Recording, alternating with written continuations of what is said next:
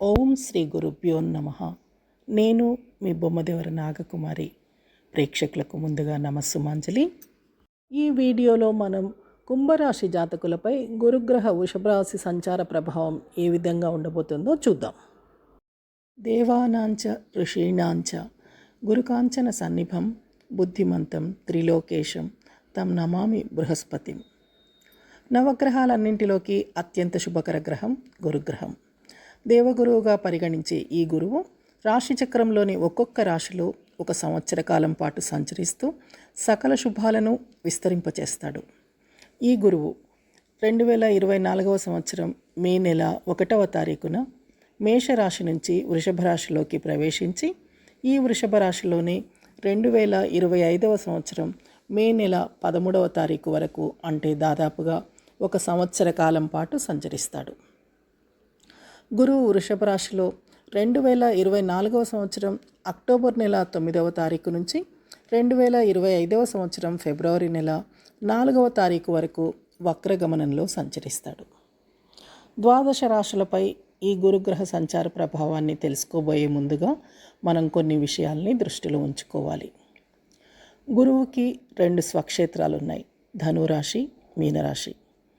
కాలపురుషుని సహజ రాశి చక్రంలో 9, 12 స్థానాలు గురు స్వక్షేత్రాలు. 9వ స్థానం భాగ్యాన్ని, పూర్వపుణ్యాన్ని, అదృష్టాన్ని సూచిస్తే 12వ స్థానం ఆధ్యాత్మికతను సూచిస్తుంది.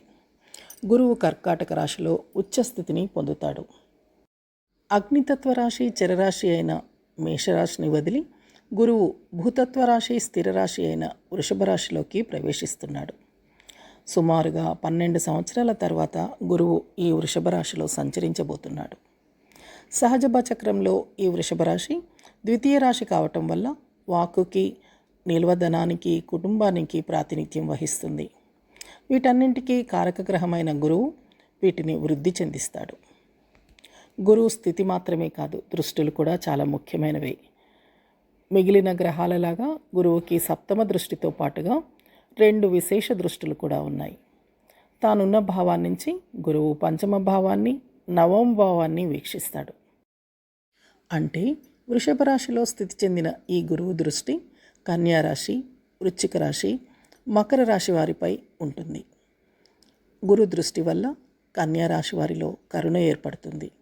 వృశ్చిక రాశి వారికి చక్కటి ఆరోగ్యం వృద్ధి చెందుతుంది. మకర రాశి వారు సరికొత్త వ్యక్తులుగా రూపాంతరం చెందుతారు.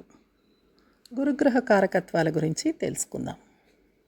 ఐశ్వర్యం, ధనం, బ్యాంకింగ్, ఆర్థిక ఎదుగుదల, కుటుంబం, విద్య, పాండిత్యం, బోధన, వాగ్ధోరణి, సంతానం, ధర్మం, దాతృత్వం, ఆశావహ దృక్పథం, రాజగౌరవం, విజ్ఞానం, వివేకం, ఆధ్యాత్మిక జీవన ప్రవృత్తి, అదృష్టం, ధర్మ సంస్థలు, ధ్యానం, విదేశీయానం మొదలైన అంశాలకు గురువే కారకత్వం వహిస్తాడు. అంతేకాదు గురువు గృహకారకుడు కూడా. ఇక ప్రత్యేకించి స్త్రీ జాతక విషయానికి వస్తే వివాహకారకుడు గురువు. గురువు నక్షత్రాలైన పునర్వసు, విశాఖ, పూర్వభాద్ర నక్షత్ర జాతకులకు గురువు యొక్క దశాంతర దశలు జరుగుతున్న వారికి మనం చెప్పుకుంటున్న ఈ ఫలితాలు మరింత ప్రభావవంతంగా వర్తిస్తాయని చెప్పుకోవచ్చు. కుంభరాశ్యాధిపతి శనైశ్చరుడు. ఈ రాశి జాతకులకు ద్వితీయాధిపతి మరియు లాభాధిపతి అయిన గురువు గోచార రీత్యా ప్రస్తుతం చతుర్థ భావంలో, అంటే వృషభ రాశిలో స్థితి చెందుతున్నాడు. గురువు స్థితితో చతుర్థ భావం ప్రభావితమవుతుంది. ఇందువల్ల ప్రాథమిక విద్యను ఆర్జిస్తున్న ఈ రాశి విద్యార్థులు పరీక్షల్లో చక్కగా రాణిస్తారు. ఉన్నత విద్యను కూడా ఆర్జిస్తారు. పోటీ పరీక్షల్లో ఉత్తీర్ణులవుతారు. అవార్డులు, రివార్డులు పొందుతారు. ఈ రాశి జాతకులు చర స్థిర ఆస్తుల్ని ఏర్పరచుకుంటారు.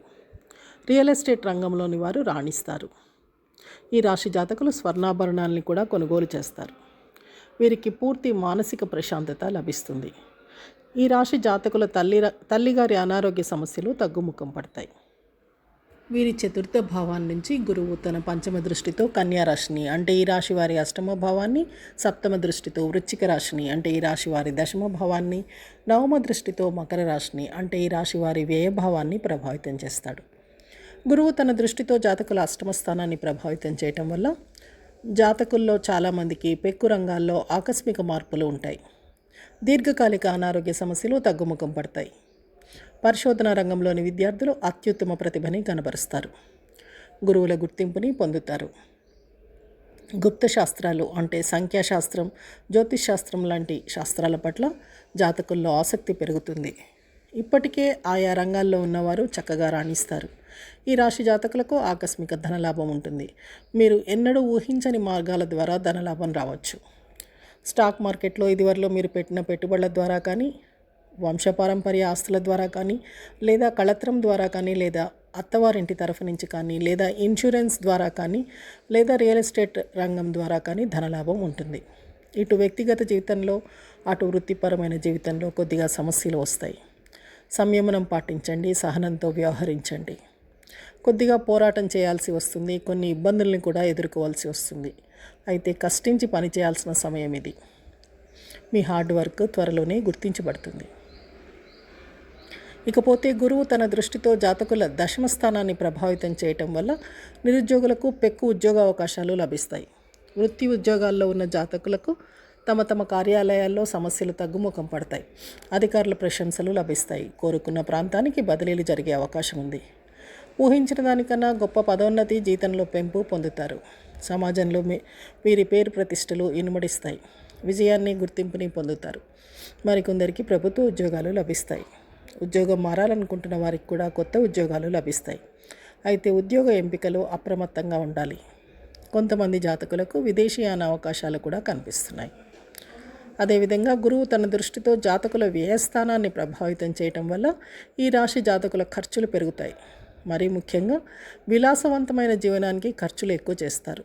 షాపింగ్ లేదా దూర ప్రయాణాలు లేదా విదేశీయానం లేదా దాన ధర్మాల కోసం కానీ డబ్బు అధికంగా ఖర్చు చేస్తారు. ఈ అనవసర ఖర్చుల్ని నియంత్రించుకుంటే మంచిది.